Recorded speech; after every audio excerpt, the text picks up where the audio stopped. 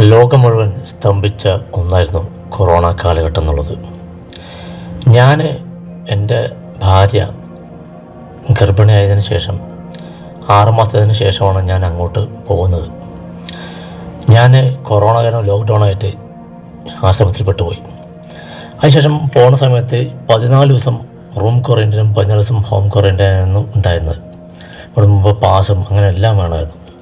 അപ്പോൾ അങ്ങനെയാണ് ഞാൻ പോകുന്നത്. അപ്പോൾ എൻ്റെ വീട്ടിലോട്ട് താമസിക്കാൻ സൗകര്യമില്ലാത്തതുകൊണ്ടും അക്സെപ്റ്റ് ചെയ്യാത്തതുകൊണ്ടും ഞാൻ വൈഫിൻ്റെ വീട്ടിലാണ് പോയിരുന്നത്.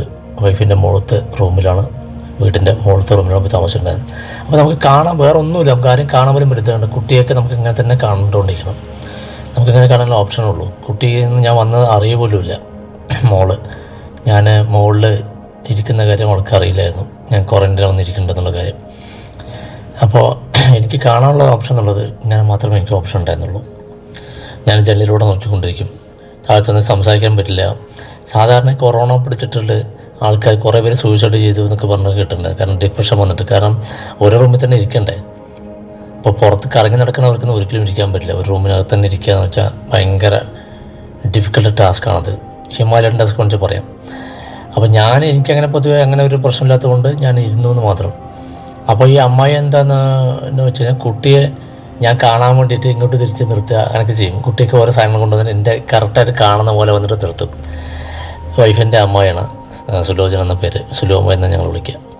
അപ്പോൾ അമ്മായി കുട്ടിയെ കറക്റ്റായിട്ട് ഞാൻ കാണുന്ന പോലെ ജനലിൻ്റെ കറക്റ്റ് ഫോക്കസ് ആവുന്ന രീതിയിൽ കൊണ്ട് നിർത്തിയിട്ട് ഓരോന്ന് കാണിച്ചു കൊടുക്കണം. അപ്പോൾ എനിക്ക് കാണുകയും ചെയ്യില്ലെന്ന് പറഞ്ഞിട്ട് അങ്ങനെ. അപ്പോൾ എനിക്ക് കാണാനുള്ള ഏക ഓപ്ഷൻ എന്നുള്ള ഈ ജനലിലൂടെ നോക്കൽ മാത്രമേ ഉണ്ടാവും. കാരണം പുറത്ത് പോയി കഴിഞ്ഞാൽ ആൾക്കാർ ഈ പുറത്തിറങ്ങി നടക്കുന്നുള്ള സംഭവം വരുമായിരുന്നു ആ സമയത്ത്. കാരണം പോലീസൊക്കെ വന്ന് ചോദിക്കുമായിരുന്നു ആളുണ്ടോ എന്നുള്ളത്. പിന്നെ ഭക്ഷണമൊക്കെ അതുപോലെ അമ്മ കൃത്യമായിട്ട് ഈ ബക്കറ്റ് കയർ കെട്ടി വെച്ചിട്ടുണ്ട്. അപ്പോൾ അതിൽ കൊണ്ട് കൃത്യമായിട്ട് വെച്ച് തരും. അപ്പോൾ ഞാൻ ഈ നമ്മൾ കിണറിൽ നിന്ന് വെള്ളം എടുക്കുന്ന പോലെ ഒരു കൈ മൊബൈലും ഷൂട്ട് ചെയ്യണ്ടേ, ഒരു കയ്യിൽ മൊബൈലും ഒരു കയ്യിൽ ബക്കറ്റ് എടുത്തിട്ട് ഇങ്ങനെ വലിച്ചുകൊണ്ടിരിക്കും. ഞാൻ വീടുകളിൽ പൊതുവെ താമസിക്കാൻ അനുവാദമില്ലായിരുന്നു. കാരണം എന്താ വെച്ചാൽ ഹൈ റിസ്ക്കാണ് ഈ വീട്ടിലുള്ളത്. കാരണം ഗർഭിണി, അതുപോലെ തന്നെ 5 വയസ്സ് താഴെയുള്ള കുട്ടികൾ, പിന്നെ 60+ ഉള്ള ആൾക്കാർ, അങ്ങനെയൊക്കെ ഉള്ളതുകൊണ്ടും ഒരിക്കലും ഒട്ടും അനുവദനീയമായിട്ടുള്ള ഇതുണ്ടായിരുന്നില്ല. പിന്നെ മാത്രമല്ല എൻ്റെ വീട്ടിൽ അതുപോലെ തന്നെ അനുവദനീയമായിട്ടുള്ള, കാരണം കൗൺസിലൊക്കെ വിളിച്ച് പറഞ്ഞു പുറത്ത് പോയി താമസിക്കാൻ എൻ്റെ അടുത്ത് പറഞ്ഞിട്ടുണ്ടായിരുന്നു.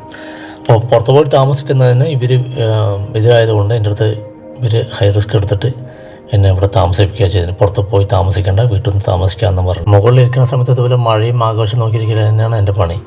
അപ്പോൾ റിലീസായി, ഞാൻ താഴത്തോട്ട് പോവാണ്. എൻ്റെ മോളിൻ്റെയൊക്കെ എക്സ്പ്രഷൻ എങ്ങനെയുണ്ട് നമുക്കറിയാം. താഴത്തോട്ട് പോയിക്കൊണ്ടിരിക്കുന്നത് അവിടെ ഫ്രണ്ടിൽ ഇരിപ്പുണ്ടെന്ന് തോന്നുന്നു.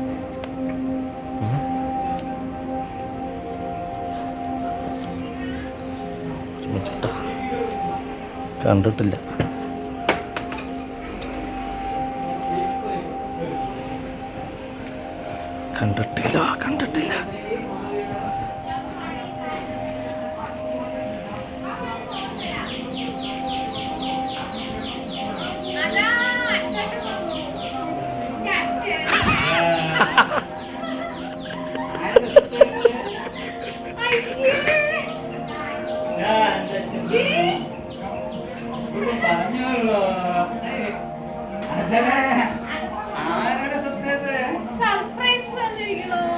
അങ്ങനെ 14 ദിവസത്തിന് ശേഷം ഞാൻ താഴത്തോട്ട് വന്നു. അതിനുശേഷം മോള് എന്നെ അപ്പോഴാണ് കാണുന്നത്. പിന്നെ ഭാര്യ ഗർഭിണിയാണ്. പിന്നെ ഞാൻ ഒന്നാമത് ഇവിടെ എത്തിയതിന് ശേഷമാണ് അറിഞ്ഞത് ഇങ്ങനെ ഭാര്യ കൺസീവ് ആണെന്നുള്ള കാര്യം. അപ്പോൾ എനിക്ക് അവളുടെ കൂടെ ഒന്ന് സ്പെൻഡ് ചെയ്യണമെന്നൊക്കെ ഉണ്ടായിരുന്നു, ഭയങ്കര ആഗ്രഹമൊക്കെ ഉണ്ടായിരുന്നു. പക്ഷേ എനിക്ക് പറ്റിയിട്ടുണ്ടായിരുന്നില്ല, കാരണം പോകാൻ പറ്റാത്തതുകൊണ്ട് ലോക്ക്ഡൗണൊക്കെ പെട്ടുപോയി. പിന്നെ ഇറങ്ങിയ ശേഷം ഞാൻ നേരെ പിന്നെ എൻ്റെ വീട്ടിലോട്ട് പോയി. ഞാൻ ഈ കാണുന്ന സ്ഥലത്താണ് ഞാൻ എൻ്റെ പുതിയ വീട് വയ്ക്കാൻ വേണ്ടി പോകുന്നുണ്ടായിരുന്നത്. അപ്പോൾ അവിടെ ഇപ്പോൾ ചേച്ചിയുടെയൊക്കെ ഇതുപോലെ വീട് പണി നടക്കുന്നുണ്ടായിരുന്നു ആ സമയത്ത്. അപ്പോൾ അവർ വീട്ടിലാണ് വന്ന് താമസിച്ചിട്ടുണ്ടായിരുന്നത്, തറവാട്ട് വീട്ടിലാണ് താമസിച്ചിട്ടുണ്ടായിരുന്നത്. ഇത് വീട്ടിലേക്കുള്ള വഴിയായിരുന്നു ഉണ്ടായിരുന്നത്. ഈ ഭാഗത്താണ് ഞാൻ വീട് വെച്ചിരിക്കുന്നത്. പിന്നെ അത്തത്തിൻ്റെ ഇതാണ് ഇപ്പോൾ നിങ്ങൾ കണ്ടുകൊണ്ടിരിക്കുന്നത്. അത്തത്തിനുള്ള സദ്യയാണ് ഇപ്പോൾ കണ്ടുകൊണ്ടിരിക്കുന്നത്. അത്തം കാരണം ഓണം ഇതൊക്കെ സീസണൊക്കെ ഒരുമിച്ച് വന്നിട്ടുണ്ടായിരുന്നു ആ സമയത്ത്. അപ്പോൾ അങ്ങനെ അത്തത്തിൻ്റെ ഇതൊക്കെ കണ്ടുകൊണ്ടിരിക്കുകയാണ്. അതിനുശേഷം ഞങ്ങളിപ്പോൾ നേരെ പിറ്റേ ദിവസം ലാസ്റ്റ് ചെക്കപ്പിന് വേണ്ടി പോയിരുന്നു. ഞാനും വൈഫും കൂടെ പോയി. ഫുള്ള് മാസ്ക് ഇട്ട് തന്നെയാണ് പോകേണ്ടത്. വെയിറ്റ് ചെയ്യുന്ന സമയത്താണ് എടുത്ത ഫോട്ടോസാണ് ഈ കാണുന്നത്. അങ്ങനെ ഓഗസ്റ്റ് 27-ാം തീയതി മോള് ജനിച്ചു. പിറ്റേ ദിവസം തന്നെ ഡിസ്ചാർജ് ആവുകയും ചെയ്തു. കാരണം സുഖപ്രസവമായിരുന്നു, സിസേറിയനൊന്നും അല്ലായിരുന്നു. നിൻ്റെ കുഞ്ഞുമാവിയാ എവിടെ? കുഞ്ഞുമാവ എവിടെ? കണ്ടാ?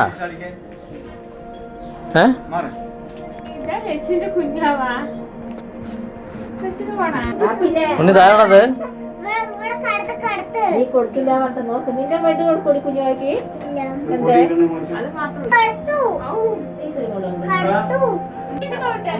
മെല്ലെ തുടങ്ങട്ടൊക്കെ കരയുന്നു കണ്ട പാവം.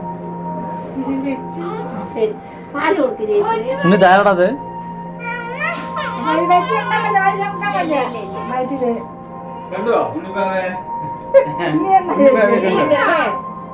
വെള്ളം വെക്കണം. വെള്ളം വെച്ച് ശരിയാക്കണം. ഉണ്ണി താഴത്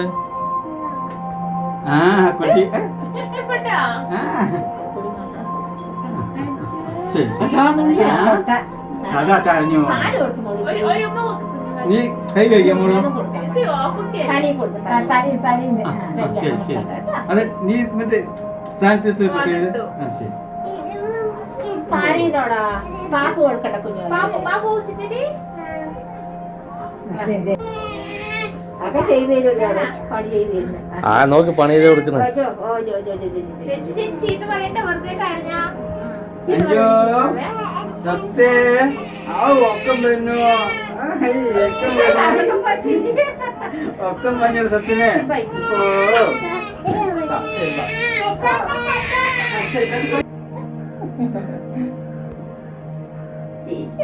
മെല്ലെ മെല്ലെ തൊടുക. എന്റെ മുത്തേ, എന്റെ മുത്തേ, ചേച്ചി ചേച്ചിയുടെ ഉമ്മ കവിളിൽ ഉമ്മ വെക്കാൻ പാടില്ല മുത്തേ. കവിളിൽ ഉമ്മ വെച്ചാലേ അങ്ങനെ വീട്ടിലോട്ട് എത്തിയപ്പോൾ ഭയങ്കര ആകാംക്ഷയോടെ നോക്കിക്കൊണ്ടിരിക്കുന്നത്. കാരണം ഇത് ഓണത്തിൻ്റെ സീസണായിരുന്നു. പിറ്റേ ദിവസം ഉത്രാടം മറ്റൊക്കെ ആയിരുന്നു. ഉത്രാടത്തിനുള്ള സദ്യയാണ് ഇപ്പോൾ ഞങ്ങൾ കണ്ടുകൊണ്ടിരിക്കുന്നത്. പിന്നെ അതേ ദിവസം തന്നെയാണ് തിരുവോണ ദിവസമായിരുന്നു ചേച്ചിയുടെ ഗൃഹപ്രവേശം. ഗൃഹപ്രവേശത്തിൻ്റെ ഫോട്ടോസാണ് നിങ്ങളിപ്പോൾ ഈ കാണുന്നത്. അതായത് എൻ്റെ രണ്ടാമത്തെ ചേച്ചിയുടെ ഗൃഹപ്രവേശമായിരുന്നു. ഈ കൊറോണ സമയത്താണ് ഇതെല്ലാം നടക്കുന്നത്. അതായത് വൈഫിൻ്റെ ഡെലിവറി, അതുപോലെ തന്നെ ഈ ഓണം വരുന്നത്, ഇവരുടെ ഗൃഹപ്രവേശം, മംഗളകരമായിട്ടുള്ള ഒരുപാട് ഫങ്ഷൻസ് ഈ സമയത്ത് അറ്റൻഡ് ചെയ്യാൻ പറ്റി.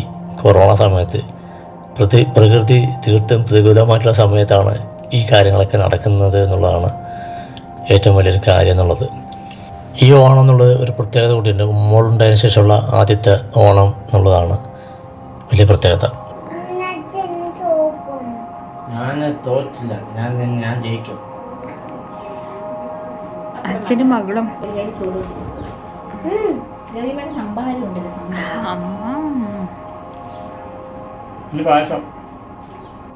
ഞാൻ ഓണസദ്യ കഴിച്ചതിന് ശേഷം നേരെ പോയത് ചേച്ചിയുടെ വീട്ടിലോട്ട് തന്നെയാണ്. കാരണം വൈകിട്ട് ഭഗവത് സേവ ഉണ്ടായിരുന്നു. അപ്പോൾ അതിന് വേണ്ടി പോയതാണ്. പിന്നെ രാവിലെ എണീറ്റിൻ്റെ കുട്ടിയെ ഇതുപോലെ തന്നെ എടുത്ത് മടിയിരുത്തി കിടത്തുക എന്നുള്ളതാണ് എൻ്റെ അന്നത്തെ ഒരു ഡ്യൂട്ടി എന്നുള്ളത്.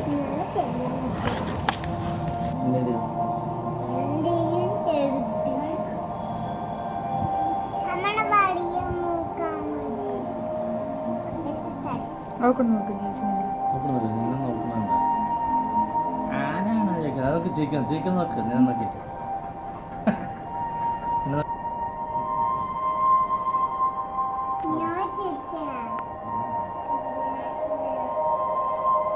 നിന്നെ ചവിട്ടണം നോക്കാം.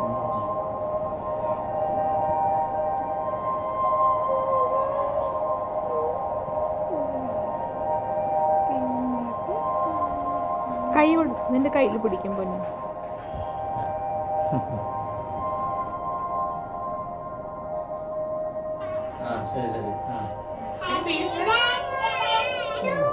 അല്ലടി, ഹാപ്പി വെഡിങ് ആനിവേഴ്സറി അച്ഛ അമ്മ.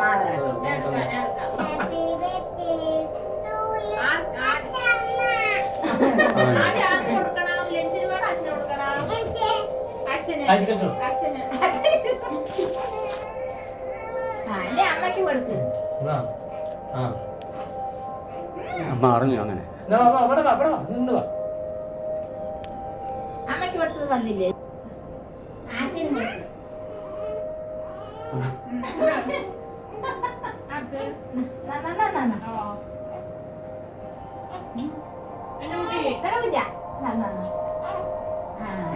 അങ്ങനെ സെപ്റ്റംബർ 9th ഞങ്ങളുടെ 5th വെഡ്ഡിങ് ആനിവേഴ്സറി കൂടിയായി. കാരണം ഓണം, മോളുടെ ജനനം, അതുപോലെ തന്നെ ഈ വെഡ്ഡിങ് ആനിവേഴ്സറി. അയ്യോ ബാബാ ബാബാ ബാ.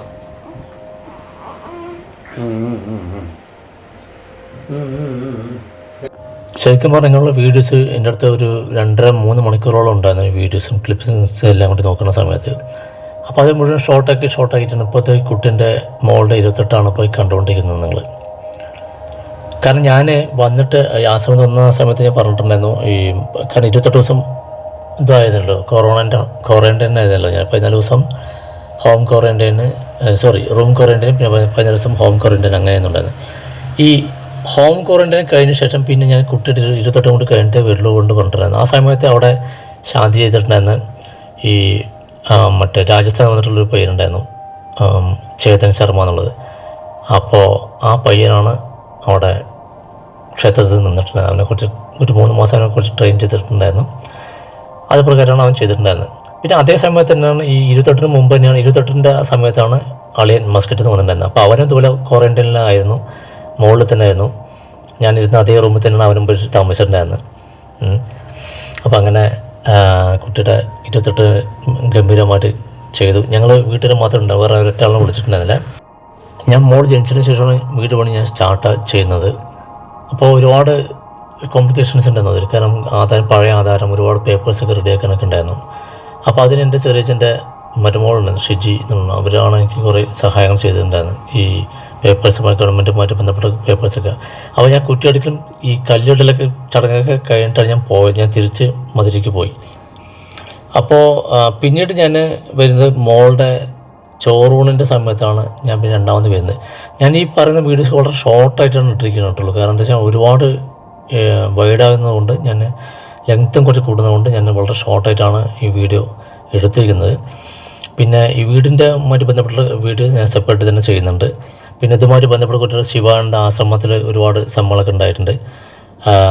അതൊക്കെ ഞാൻ സെപ്പറേറ്റ് വീഡിയോസ് തന്നെ ചെയ്യുന്നുണ്ട്. അടുത്ത വീഡിയോസ് ഈ ആശ്രമവുമായിട്ട് ബന്ധപ്പെട്ടുള്ള വീഡിയോസാണ് ഉണ്ടാവുക, കൊറോണ സമയത്തുള്ള വീഡിയോസ്. അത് നിങ്ങൾ ഇതിൻ്റെ ലാസ്റ്റ് നിങ്ങൾക്ക് കാണാൻ പറ്റും, അതിൻ്റെ ട്രെയിലർ എന്നുള്ള നിലയ്ക്ക്. ഇതിപ്പോൾ ചിറ്റൂർക്കാവിൽ പഴയനൂർക്കാവിലാണ് ഉണ്ടായിരുന്നത്. അത് കുറച്ച് ആൾക്കാർ പങ്കെടുക്കാൻ പാടുള്ള നിർബന്ധം ഉണ്ടായിരുന്നു. അമ്പലത്തിൽ ചോറൂണ് ചടങ്ങ്. അപ്പോൾ ഞാൻ വീട്ടിൽ ചെയ്യുന്നതിന് മുമ്പ് അമ്പലത്തിൽ കൊടുത്തിട്ട് പിന്നെ അതിൻ്റെ ഫങ്ഷൻ, അതിൻ്റെ ചടങ്ങ് വീട്ടിൽ ഞാൻ ചെയ്യാണ് ഉണ്ടായത്, പൂജയായിട്ട്. അപ്പോൾ ഈ പറഞ്ഞ പോലെ തന്നെ എൻ്റെ വീട്ടിൽ നിന്നുള്ള ആൾക്കാരും ഇവളുടെ വീട്ടിൽ നിന്നുള്ള ആൾക്കാരും മാത്രമേ ഇതിന് ഞാൻ വിളിച്ചിട്ടുണ്ടായിരുന്നുള്ളൂ. ഇതിലിപ്പോൾ ഞാൻ ഈ വീഡിയോയിൽ ഉദ്ദേശിക്കുന്നത് മോളുടെ ചോറൂണ് വരയ്ക്കുള്ള വീഡിയോസ് മാത്രമേ ഇതിലുള്ളൂ. മറ്റുള്ള കാര്യങ്ങൾ ഞാൻ പിന്നീട് ഉള്ള വീഡിയോസിൽ ഞാൻ ഇടുന്നതായിരിക്കും. ഇതിപ്പോൾ ചോറൂണിൻ്റെ കാര്യങ്ങൾ കണ്ടുകൊണ്ടിരിക്കുന്നത്. ഈ വീഡിയോ ഞാൻ ഒട്ടും പ്ലാൻഡ് ആയിട്ടുള്ളൊരു വീഡിയോ അല്ല ഇത് ചെയ്യുന്നത്. കുറേ പേര് വീഡിയോ ചെയ്യുന്നുണ്ട്, ഒരു തട്ടിക്കൂട്ടി ഉണ്ടാക്കിയ ഒരു വീഡിയോ ആണത്. അപ്പോൾ അതിൽ കുറച്ച് പോരായ്മകളൊക്കെ ഈ വീഡിയോസിലുണ്ടാവാം. അത് സദ്യം ക്ഷമിക്കുമെന്ന് പ്രതീക്ഷിക്കുന്നു. വീണ്ടും നമുക്ക് കാണാം അടുത്ത വീഡിയോയിൽ.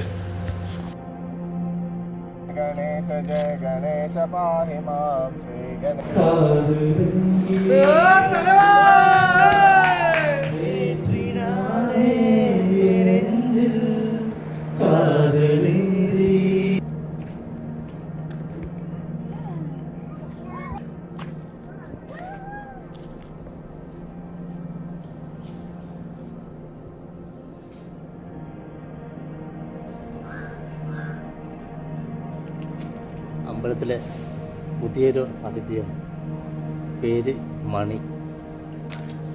ഒക്കെ വെയിറ്റിംഗ് ആണ്, കണ്ടില്ലേ? അങ്ങളുടെ ഭക്ഷണം കണ്ടപ്പോൾ വേഗം എണീറ്റ് കണ്ടില്ലേ? ഒക്കെ എണീറ്റ് കണ്ടില്ലേ? 54